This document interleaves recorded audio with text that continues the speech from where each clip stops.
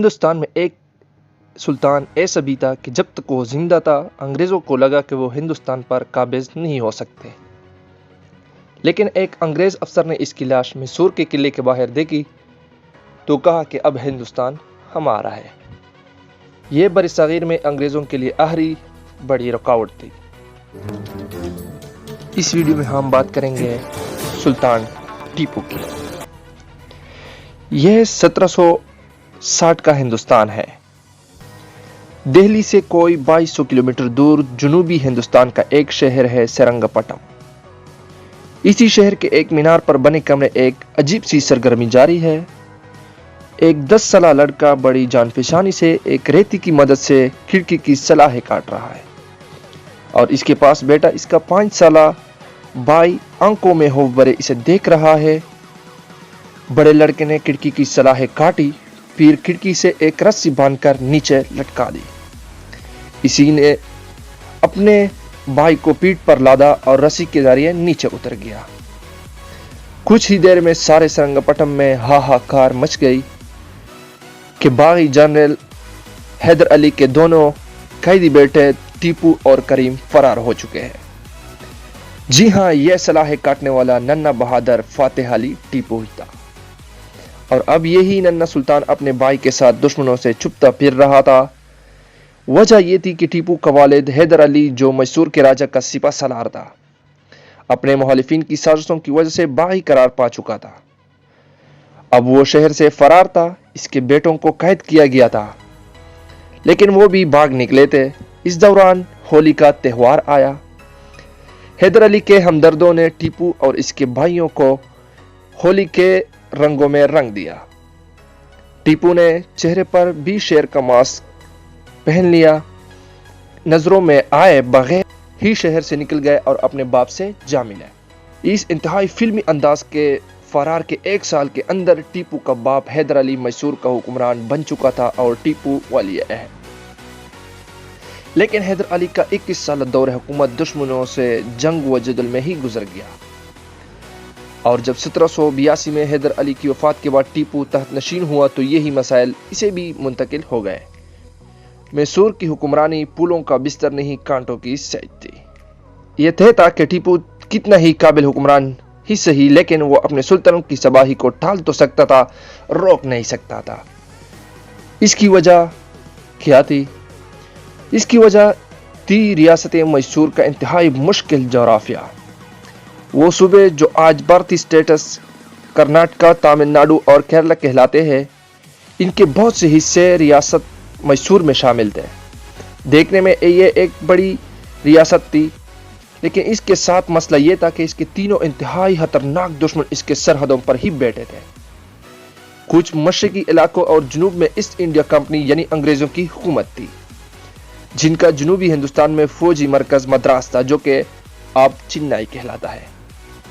انگریز علاقے کے ساتھ مشرق حیدرآباد دکن کی ریاست تھی، جو اب آندھرا پردیش کا حصہ ہے، جبکہ شمال کی طرف مرہٹے تھے، جن کی سلطنت میسور کی سرحدوں سے دہلی تک پھیلی ہوئی تھی، اور مغرب میں تھا سمندر۔ یعنی کس طرف سے ٹیپو کو کوئی مدد مل سکتی تھی، نہ وہ پیچھے ہٹ سکتا تھا۔ اور اسی خطرناک جغرافیے کے ساتھ ایک اور بڑا مسئلہ بھی تھا، اور وہ یہ ہے کہ میسور ہندوستان کی دولت مند ریاستوں میں سے ایک تھی۔ مسلجات کی پیداوار اور کپڑے کی صنعت یہاں خوب پھل پھول رہی تھی۔ میسور کے شہریوں کی آمدنی باقی ہندوستان کے لوگوں سے 5 گنا زیادہ تھی، تو ایسے میں میسور کے مخالفین کی کیوں نہ ٹپکتی۔ اس کی تینوں طرف پہلے دشمنوں کا واحد مقصد میسور پر قبضہ کرنا تھا، اس لیے ان سے صلح یا معاہدے کا سوال ہی پیدا نہیں ہوتا تھا۔ یوں میسور کے ریاست خطرناک جغرافیے اور مشکل حالات میں کمزور دفاعی پوزیشن پر کھڑی تھی، لیکن ٹیپو ہار ماننے والوں میں سے نہیں تھا۔ وہ صلح اور جنگ دونوں کے لیے تیار رہتا تھا۔ اس نے پہلے اپنے دشمنوں سے صلح کی معاہدے بھی کیے، لیکن یہ تمام کے تمام معاہدے ناکام رہے اور ٹیپو سلطان کو آخر جنگ ہی کرنا پڑی۔ ان جنگوں میں کئی بار اس نے اپنے دشمنوں کو ایسے دانت کٹے کیے کہ وہ لوگ اسے شیر میسور کہنے لگے۔ اس سلسلے کی پہلی جنگ وہی تھی جو اسے اپنے باپ سے ورثے میں ملی تھی، یعنی انگریزوں سے جنگ، جس میں ایسٹ انڈیا کمپنی نے میسور پر حملہ کر دیا تھا، یہ وہی جنگ تھی جس کے دوران ہی ٹیپو سلطان کے والد حیدر علی کی وفات بھی ہوئی تھی۔ ٹیپو کی جگہ کوئی اور ہوتا تو باپ کی موت اور دشمن سے جنگ اور اس کے اعصاب شل کر دیتے اور یہ ریاست اسی وقت ختم ہو جاتی، لیکن ٹیپو نے تحت نشین ہوتے ہی ایک کے بعد ایک انگریزی لشکر کو دھول چٹائی۔ پھر اس نے بنگلور کے قلعے میں مقصور انگریزی فوج کو ہتھیار ڈالنے پر مجبور کر دیا۔ بر صغیر کی تاریخ میں انگریزوں کو ایسی ذلت میں شکست نہ پہلے کبھی ہوئی تھی نہ اس کے بعد۔ ایسے میں زخمیوں سے چور انگلش فوجی نے صلح کی درخواست کی۔ اگر ٹیپو یہ جنگ جاری رکھتا تو وہ جنوبی ہندوستان میں انگریزوں کے ہیڈ کوارٹر مدراس پر بھی قابض ہو سکتا تھا۔ ایسی صورت میں کم از کم جنوبی ہندوستان سے انگریزی تسلط کا خاتمہ ہو جاتا، لیکن ٹیپو نے رحم دلی سے کام لیا اور صلح کر لی۔ 1784 میں اس نے انگریزوں سے جنگ بندی کا معاہدہ کر لیا۔ اس فاتح سے ٹیپو تو ہندوستان کے لوگوں کا ہیرو تو بن گیا، جبکہ برطانیہ میں صاف ماتم بچھ گئے۔ انگریزوں نے طے کر لیا تھا کہ اگر ہندوستان پر قبضہ برقرار رکھنا ہے تو ٹیپو کو راستے سے ہٹانا ہوگا، اور اس کے لیے انہوں نے سازشوں کا جال بچھانا شروع کر دیا۔ ان سازشوں میں ٹیپو کی ایک کمزوری ان کے بہت کام آئی۔ وہ کمزوری یہ تھی کہ ٹیپو درباریوں کو خوش رکھنے کا ہنر نہیں جانتا تھا۔ اس نے حکمران بننے کے بعد کئی نئے لوگوں کو اپنے دربار میں جگہ دی، جس سے پرانے درباری ناراض ہو گئے، جن میں وزیر خزانہ میر صادق اور وزیر اول پورنیہ بھی پیش تھے۔ یہ وہ لوگ تھے جنہوں نے ٹیپو کو تخت سنبھالنے میں مدد دی تھی، لیکن اب انہیں لگنے لگا تھا کہ ٹیپو سلطان انہیں نظر انداز کر رہا ہے۔ ٹیپو اپنی اصول پرستی کی وجہ سے اپنے ساتھیوں کو سزائیں بھی دیتا تھا، جس کی ایک مثال یہ ہے کہ جب ٹیپو کی انتہائی ماہر اور وفادار جنرل محمد علی کمدان نے ٹیپو کی ایک مخالف کو پناہ دے دی تو ٹیپو نے مصلحت سے کام نہیں لیا۔ اس نے کمدان کو گرفتار کر لیا۔ کمدان نے قید ہی میں خودکشی کر لی۔ اس واقعے سے سلطان کو کے بہت سے وفادار بددل ہو گئے۔ چنانچہ درباری سازشوں کا ایک ایسا سلسلہ شروع ہوا جس میں انگریزوں کی دال گلنے کا امکان پیدا ہو گیا۔ اب انہیں ٹیپو کے دربار سے غدار ملنے لگے تھے، اور اس غدار فیکٹری کا خریدار تھا ایسٹ انڈیا سے آیا نیا گورنر جنرل۔ ہندوستان میں ایسٹ انڈیا کمپنی کے نئے گورنر جنرل کا نام تھا لارڈ کارنوالیس۔ یہ شخص بہت مکار تھا اور دشمن کو میدان جنگ میں ہرانے سے زیادہ اسے اپنے گھر میں کمزور کرنے کا ہنر جانتا تھا۔ اس نے ٹیپو کی ریاست میں کئی جاسوس بھیجے تھے، جن میں ایک کا نام تھا سید امام۔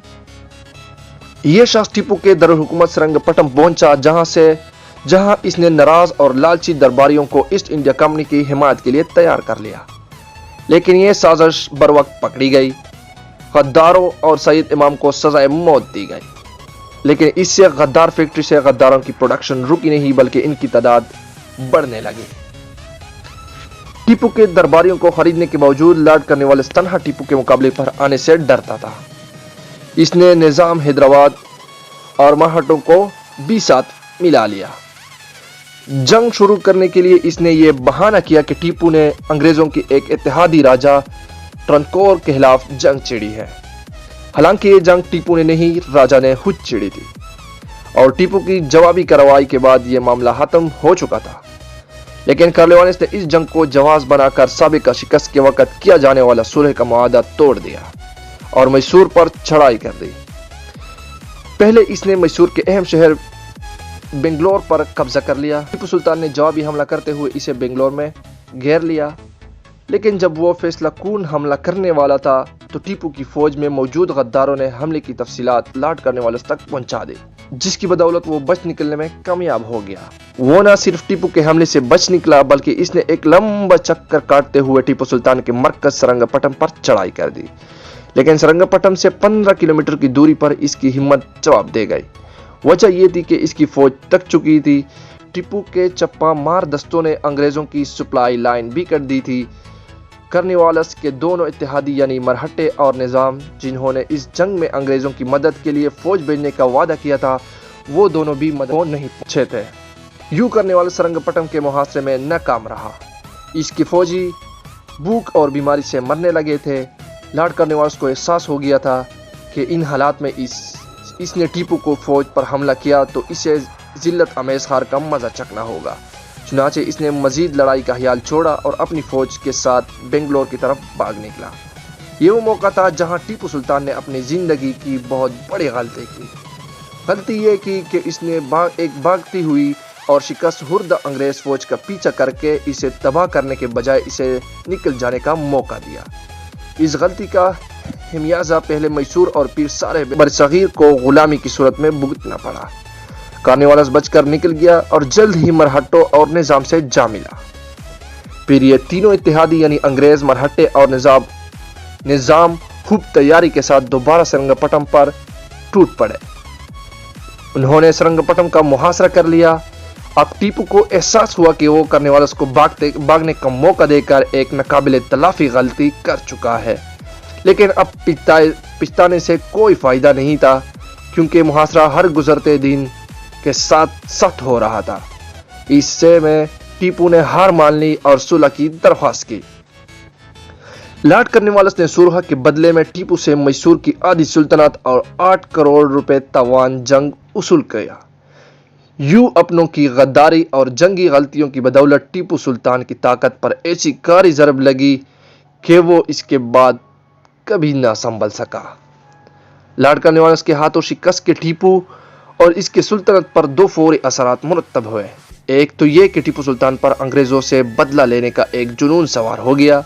ٹیپو نے طے کر لیا کہ جب تک وہ انگریزوں کو شکست نہیں دے گا وہ پلنگ پر نہیں فرش پر سویا کرے گا، اور اس نے ایسا کیا بھی۔ اس نے ایک کلونہ گاڑی بھی تیار کرائی جس میں ایک شیر ایک برطانوی فوجی کا غلہ دبوچ رہا تھا، اور یہ گاڑی آج بھی لندن کے میوزیم میں محفوظ ہے۔ ٹیپو اسی گاڑی کو دیکھ کر دشمن سے بدلے کی ترکیب سوچتا رہتا۔ جنگ کا دوسرا اثر ہوا ٹیپو کے وفاداروں پر، جنہوں نے بھانپ لیا کہ اب ٹیپو اور اس کی سلطنت کا کوئی مستقبل نہیں ہے، اس لیے وہ سلطان سے دور ہونے لگے۔ شاید یہ بات بہت سے لوگوں کے لیے حیرانی کا باعث ہو، لیکن حقیقت یہ ہے کہ اس دور میں ہندوستان میں آزاد ریاستوں کا قائم ہونا اور ٹوٹنا ایک عام سی بات تھی۔ چنانچہ کسی ریاست سے وفاداری کے لیے ایک ہی شرط تھی کہ وہ طاقتور ہو اور وہاں لوگوں کو اپنا مستقبل محفوظ نظر آئے۔ لیکن جب ریاست کمزور پڑ جاتی تھی، اس کے وفادار پارٹی بدل کر کسی طاقتور گروہ یا ریاست سے مل جاتے تھے۔ یہ اسی دور کے ہندوستان کی انتہائی تلخ سچائی تھی، جس نے آخرکار سارے خطوں کو انگریزوں کا غلام بنا دیا۔ یہاں یہ بات بتانا بھی اہم ہے کہ ٹیپو کے 12 بیٹے اور 5 بیٹیاں تھیں، لیکن اس کے ایک بیٹے میں بھی یہ صلاحیت نہیں تھی کہ وہ ان خراب حالات میں ٹیپو کا بہترین جانشین ثابت ہو۔ چنانچہ جس ریاست کا حکمران بڑھاپے کی طرف بڑھ رہا ہو، وہ آدھا علاقہ کھو چکی ہو، طاقتور دشمنوں سے گھیری ہوئی ہو اور ایک مضبوط جانشین کی امید بھی نہ ہو، اس کا زیادہ دیر برقرار رہنا صرف ایک معجزہ ہی ہو سکتا تھا۔ لیکن ٹیپو معجزے کی امید لگائے بیٹھا تھا، اور اسے یہ امید تھی کہ برطانیہ کے بدترین دشمن فرانس سے، جو ماضی میں ٹیپو کا اتحادی رہ چکا تھا، ٹیپو نے فرانسیسی جنرل نیپولین بوناپارٹ کے پاس اپنا سفیر بھی بھیجا اور مدد کی درخواست کی تھی۔ نیپولین نے ٹیپو کو ایک جوابی خط بھی لکھا تھا، لیکن یہ خط راستے میں انگریز جاسوسوں نے پکڑ لیا۔ برطانیہ اور ہندوستان میں کوہرام مچ گیا کہ نیپولین ٹیپو کی مدد کے لیے ہندوستان کا رخ کرنے والا ہے۔ جب نیپولین 1798 میں فوج لے کر مصر پر حملہ کرنے نکلا تو برطانیہ یہی سمجھا کہ نیپولین ہندوستان جانے والا ہے۔ پھر نیپولین نے مصر پر قبضہ کر لیا تو بھی انگریزوں کا یہی حال تھا کہ شاید وہ زمینی راستے سے ہندوستان پہنچنے کی کوشش کرے گا، لیکن جب برطانوی بحریہ نے فرانس کو شکست دے دی تب کہیں جا کر ہندوستان میں کمپنی سرکار نے سکھ کا سانس لیا۔ لیکن چونکہ اسی زمانے میں ایک خبر سمندر پار پہنچنے میں مہینوں لگا دیتی تھی، اس لیے برطانیہ اور ہندوستان میں یہ افواہیں بہت عرصے تک گردش کرتی رہی کہ نیپولین ٹیپو کی مدد کے لیے اب آیا کہ تب آیا۔ ٹیپو اب چاروں طرف سے دشمنوں میں گر چکا تھا اور فرانس سے مدد آنے کا امکان ختم ہو چکا تھا۔ یہ ایسا وقت تھا جب اس کے دشمنوں نے طے کرنا تھا کہ وہ شیر میسور کا شکار کب، کہاں اور کیسے کریں گے۔ اس دوران ایسٹ انڈیا کمپنی نے لارڈ کارنوالیس کو واپس بلا کر لارڈ ویزلے کو گورنر جنرل بنا دیا۔ یہ شخص اس وقت کے برطانوی وزیر اعظم کا دوست تھا۔ دونوں دوست چاہتے تھے کہ ہندوستان پر مکمل قبضہ کیا جائے اور ان کی نظر میں ٹیپو سلطان ہی سب سے بڑی رکاوٹ تھا۔ انگریزوں کے ذہن پر مسلسل یہ خوف سوار تھا کہ اگر کہیں فرانس ٹیپو کی مدد کو پہنچ گیا تو ہندوستان ان کے ہاتھ سے نکل جائے گا، اور یہ خوف بے جا بھی نہیں تھا، کیونکہ ٹیپو کے خلاف آخری جنگ سے صرف 18 سال پہلے فرانس نے برطانیہ کی ایک اور کالونی امریکہ میں ایسی ہی مداخلت کی تھی۔ اس نے امریکی جنگ آزادی کے ہیرو جارج واشنگٹن کی مدد کی تھی، جس کی وجہ سے برطانیہ کو شکست ہوئی اور امریکہ آزاد ہو گیا تھا۔ برطانیہ اب فرانس کو پیر مداخلت کی اجازت دے کر ہندوستان میں ٹیپو کی شکل میں ایک نیا جارج واشنگٹن افورڈ نہیں کر سکتا۔ چنانچہ لارڈ ویلزلی نے ٹیپو کے خلاف جنگ کا ذہن بنا کر ہی ہندوستان پہنچا، اور آتے ہی اس نے جنگ کی تیاریاں شروع کر دی۔ برطانیہ سے تازہ دم فوجی دستے بھی اس کی مدد کے لیے پہنچنے لگے، لیکن لارڈ ویلزلی کو ٹیپو کے خلاف کسی بڑی فوجی کارروائی کی ضرورت نہیں تھی۔ لارڈ کارنوالیس جن غداروں کو تیار کر کے گیا تھا وہ اب ویلزلی کے ساتھ تھے۔ ویلزلی نے ٹیپو کے غداروں سے یہ طے کر لیا تھا کہ وہ کہیں بھی میسور کی فوج کو انگریزوں کا مقابلہ نہیں کرنے دیں گے۔ میسور کی زیادہ تر قلعوں کے کمانڈروں نے بھی یقین دلا دیا کہ جیسے ہی حملہ شروع ہوگا وہ ہتھیار ڈال دیں گے، یعنی اس جنگ کا نتیجہ پہلے سے ہی فکس تھا۔ چنانچہ فتح کا پورا یقین کر کے ویلزلی اپنے اتحادیوں کے ساتھ میدان جنگ میں کود گیا۔ صلح کا معاہدہ توڑنے کے لیے اس نے اعلان کیا کہ ٹیپو فرانسیسیوں کے ساتھ مل کر کمیونسٹ سرکار کے خلاف سازشیں کر رہا ہے، اس لیے جنگ ضروری ہے۔ فروری 1799 میں انگریزی فوج اور اس کے اتحادی چاروں طرف سے میسور پر حملہ آور ہو گئے۔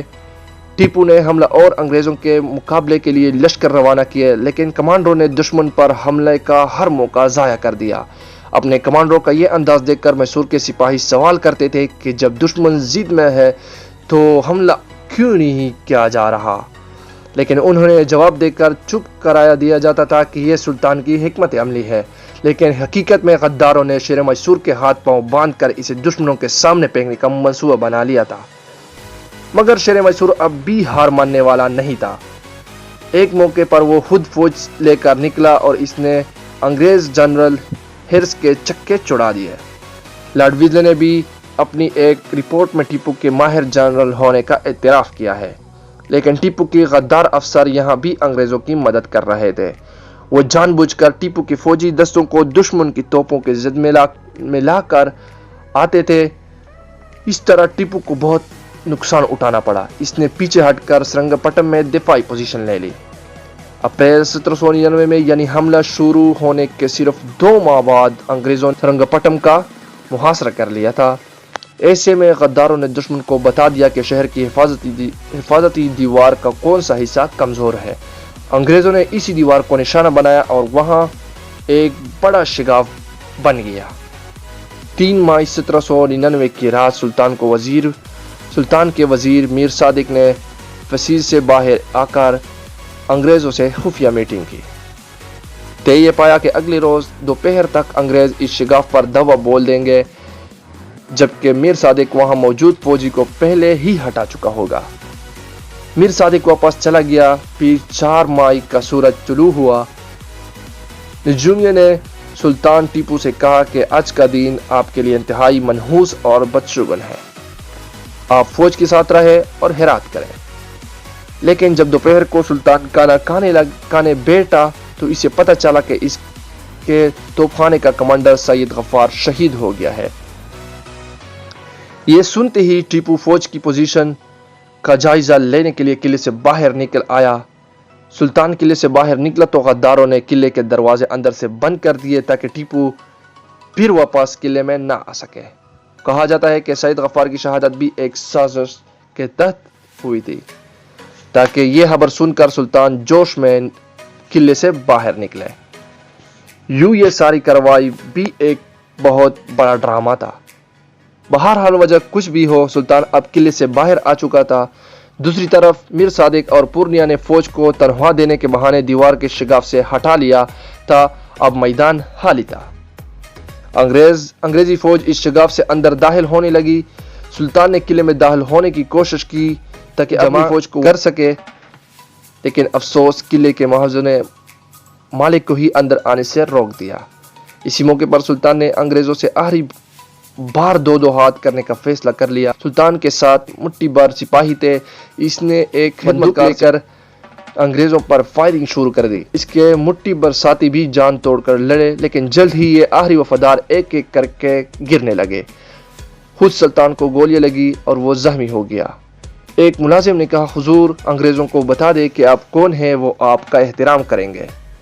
लेकिन तब टीपू ने वो अल्फाज किए जो तारीख में अमर हो गए। इसने कहा, शेर की एक दिन की जिंदगी गीदड़ की 100 साल जिंदगी से बेहतर होती है। शेर मैसूर तब तक लड़ता रहा जब तक वो बेबस होकर गिर नहीं गया। अंग्रेज इस वक्त तक नहीं जानते थे कि किले के बाहर लड़ने वाला यह शख्स टीपू सुल्तान है। सुल्तान जब गिरा तो एक लालची अंग्रेज सुल्तान की कमर से बंद हीरो की पिट्टी उतारने के लिए आगे बढ़ा, लेकिन सुल्तान अभी जिंदा था। इसने तलवार की वार से अंग्रेज सिपाही की टांग उड़ा दी। अंग्रेज ने पलटकर गोली चलाई जो सुल्तान टीपू के सर में लगी। यूं सुल्तान टीपू शहीद हो गया। लेकिन तब तक किले में यह खबर फैल चुकी थी कि मीर सादिक और पूर्णिया ने फौज को धोखे से शिगाफ से हटाया था। इस खबर के फैलने पर सिपाही मुश्तइल हो गए। उन्होंने गोली मारकर मीर सादिक को हलाक कर दिया, लेकिन तब तक बहुत देर हो चुकी थी। अंग्रेजी फौज शहर पर काबिज हो चुकी थी और मैसूर के सुल्तान की लाश किले के दरवाजे पर पड़ी थी। टीपू सुल्तान को अंग्रेजों ने पूरी फौजी एजाज के साथ श्रीरंगपट्टनम में ही दफन कर दिया। शहादत के वक्त टीपू की उम्र 49 बरस थी, इसलिए इसे 49 तोपों की सलामी भी दी गई। टीपू की शहादत के 59 बरस बाद सारे हिंदुस्तान पर बरतानवी परचम लहरा रहा था। यूं इस अंग्रेज अफसर की बात सच हो गई जिसने टीपू सुल्तान की लाश देखकर कहा था कि अब हिंदुस्तान हमारा है। अंग्रेजों ने टीपू की खानदान को कलकत्ता भेज दिया। टीपू की औलादें इसी शहर में 200 बरस तक मेहनत मजदूरी करती रही। 2009 में भारतीय हुकूमत को आहर ये ख्याल आ ही गया कि इनका शाही स्टेटस बहाल करके इन्हें टीपू की जायदादें लुटाई जाए। आज टीपू सुल्तान के मज़ार पर हिंदू और मुसलमान सभी हाजिरी देते हैं। श्रीरंगपट्टनम भारतीय रियासत कर्नाटका में शामिल है और रियासत में टीपू सुल्तान का यौम पैदाइश सरकारी सतह पर मनाया जाता है। अगर बीजेपी और साहतगीर हिंदुस्तान तंजीमें इसकी मुखालफत करती है। टीपू की सालगिरह मनाने के खिलाफ बहुत ज़्यादा मुजाहरे भी हो चुके हैं, ताहम यह हकीकत अपनी जगह है कि टीपू सुल्तान आज भी बरसगीर का अजीम हीरो माना जाता है।